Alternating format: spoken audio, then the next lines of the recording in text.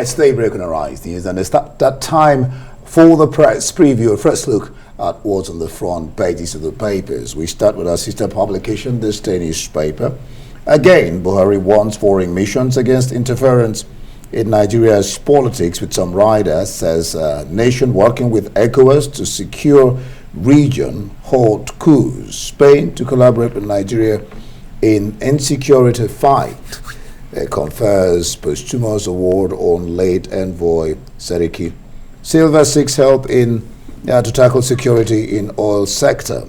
And then let's look at what is saying just above that headline. Obi will destroy structure of criminality, build new Nigeria. And then just in that white stripe, NERC Discos collected 188 billion as revenue out of 265 billion naira billed in Q2, that is quarter 2 2022. And then on the top mast, we see CBN rather intensifies nationwide awareness in redesign Naira notes. INEC extends deadline for collection of PVCs till January the 29th.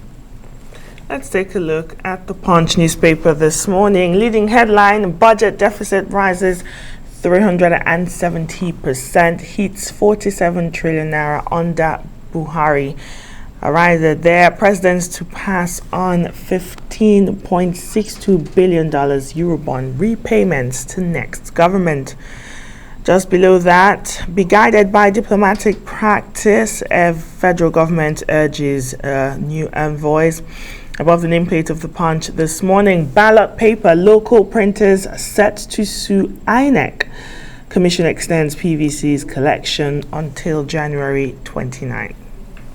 The Nation newspaper, millions of uncollected PVCs force INEC to shift deadline. 13.87 million cards printed for valid registrants. Rejection of new Naira notes is a crime. Central Bank of Nigeria is warning. And troops killed 50 terrorists in 3 weeks. And this one, Akeredolu threatens to banish Akoko monarchs. All right, the Guardian. Banks defy CBN, continue issuing old Naira notes, while CBN is saying 31st is still the deadline. New bank notes still scanty. Only 1 out of 9 banks in Boko issuing new notes. In Benue, new notes treated as souvenirs. Kano customers tackle cashiers over mutilated notes. Long queues at ATMs paying new Naira notes. Just some of the riders there. And just below that picture of a Jokoto steel plant. Like refineries, a story retold, promises unkept. And then on the red strip, I never wanted third-term presidency. This is coming from former President Olusegun Obasanjo. And then just below the headlines, INEC extends PVC's collection deadline to January 29. You've lost Igbo's support over comments. SERG tells Tinubu. And Sowolu promises better tomorrow if elected. All right, some international papers now. Financial Times. Biden faces special counsel probe into sensitive files found at home and office. Another headline, Bradley Guilford admits humbling year after $14 billion loss on Tesla and Shopify. This is The Independent. Mayhem in A&E. Special investigation, a record 12-hour wait before being admitted. The ill and the injured treated in maternity wards, patients queuing in hospital corridors, and how much more can the NHS take? That's what the paper's asking. All right, the I newspaper. 34 homeless children die in England in 3 years. And then you see there why King Charles III is leading the deterrent. Yeah, that's for iPaper. All right, let's bring in now Emmanuel Bello to look at this papers. Emmanuel, glad to have you on this day. It's TGIF. Thank God it's a Friday. All right. Again, it says Buhari warns foreign nations against interference in Nigeria's politics. That's one interesting story there. Then INEC extends deadline for collection of PVCs till January. On a top mast, CBN intensifies nationwide awareness or redesign Naira notes. Take your pick, Emmanuel, or all of them. Well, indeed, they are all interesting stories. The lead story is very interesting too, because I mean, you have aspect of it in all the papers concerning this election. Is the big one. I think from now to the elections, we'll be focusing. We'll be practically forced to focus on the election, especially INEC. We are moving away gradually from what the parties are doing and from what the campaigns are saying. They are practically repeating themselves at this point, just changing locations. So, but we need to look at INEC, what it's saying, what it's not saying, how it's prepared, what they're doing, and all that. But instead of just doing the story that you have in some paper this day in its usual, robust style, actually, expanded it, tied it with what the president is saying concerning the elections, and saying that he's worrying for foreign missions. I really don't know the amount of intelligence at the disposal of the president to be worried about what foreign missions can do to elections. If anything, it is the story that you have in the papers today, and even the kicker on this the story that is worrisome, the crisis of PVCs, the problem of preparedness, how ready INEC is, these extensions, these deadlines that have been moved forward. I don't know who to blame now. Is it that INEC didn't make these PVCs, ready on time, or is it the usual thing that we talk about, that is said about us as a people, that we love we love to do things, at the dime minute, and so I will normally end up glutting up all sorts of things. So those are the sort of things that I think are agitating the minds right now. Those INEC stories, how prepared that body is. This week they've suffered all sort of flip-flop. One of the officials saying that those security crises could lead to some cancellation or even delays or even postponements. But Mahmoud coming out so strongly to say, and the federal government was saying, we can have this election.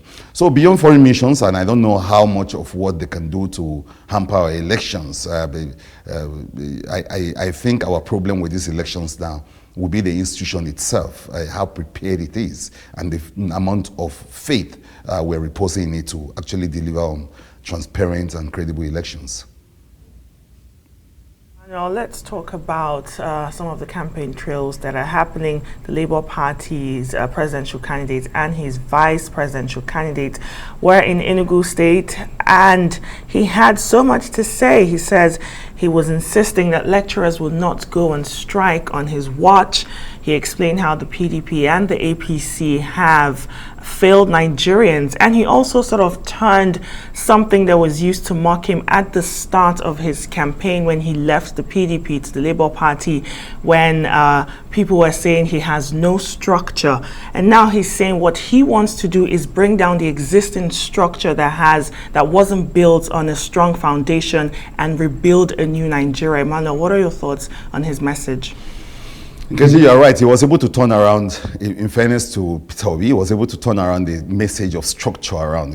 At the point, his followers, apart from being called obedient, were called the structureless ones. And some of them actually also say they are the structures. On the subject of structure, he's always trying to explain it away. But even Shehu Adeni, by a columnist this day, in his column last week, or this week, reflected on the issue of structure around the issue of the Peter Obi, push, and saying that, look, it's very important. You need structure to be able to do things. But then, of course, the argument is all there, and Peter Obi is doubling down on those issues too, saying that, look, you don't really need a structure that has failed the country.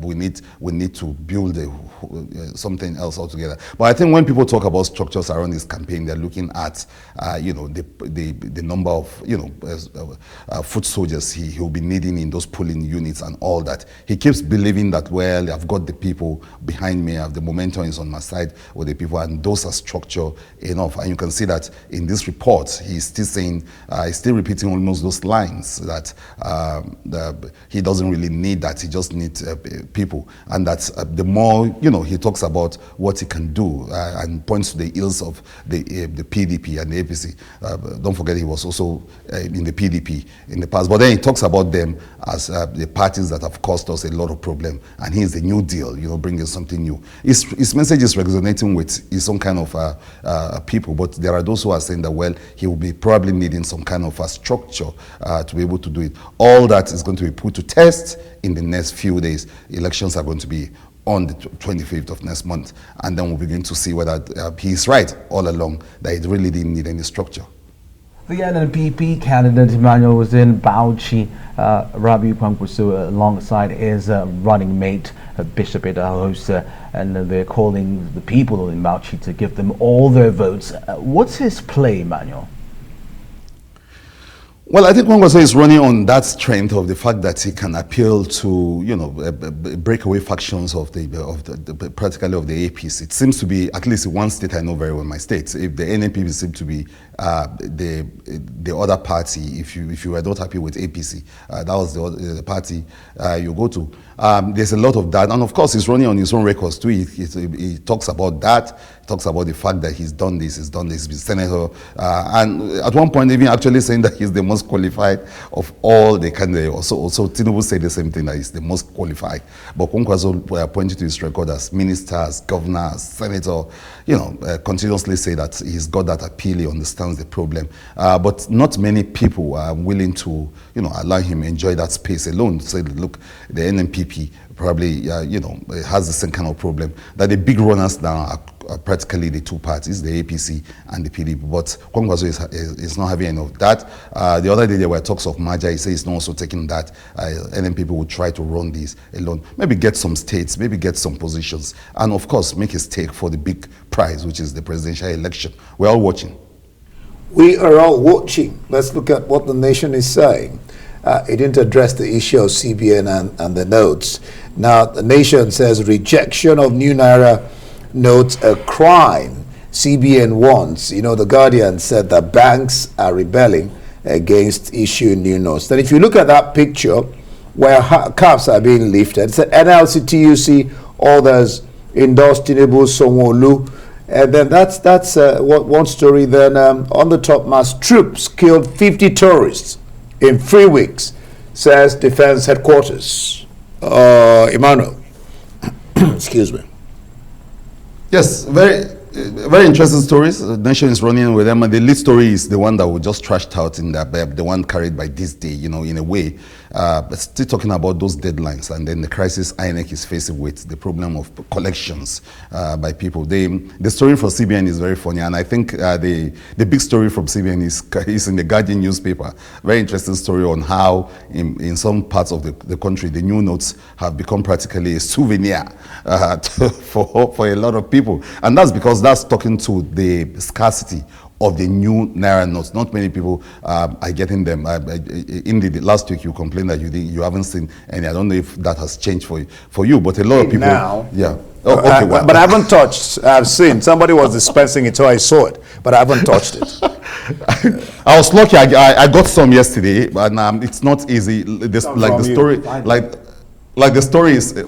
the story is saying, there's some kind of crisis around the issue of getting them. You probably will know some people, and in Boko, it has now become some kind of souvenir for some people. But it's just the interesting story of what has been happening to the new Naira. CBN is doing what it should have done last year, which is educate people, sensitize people. But more than sensitizing people and educating people, availability is its greatest challenge right now. All right. Thank you so much, Emmanuel Bello. That's the press preview. Let's hear your view on all the burning issues. Follow us on Twitter at Arise TV. You can join today's conversation using the hashtag AriseDaybreak.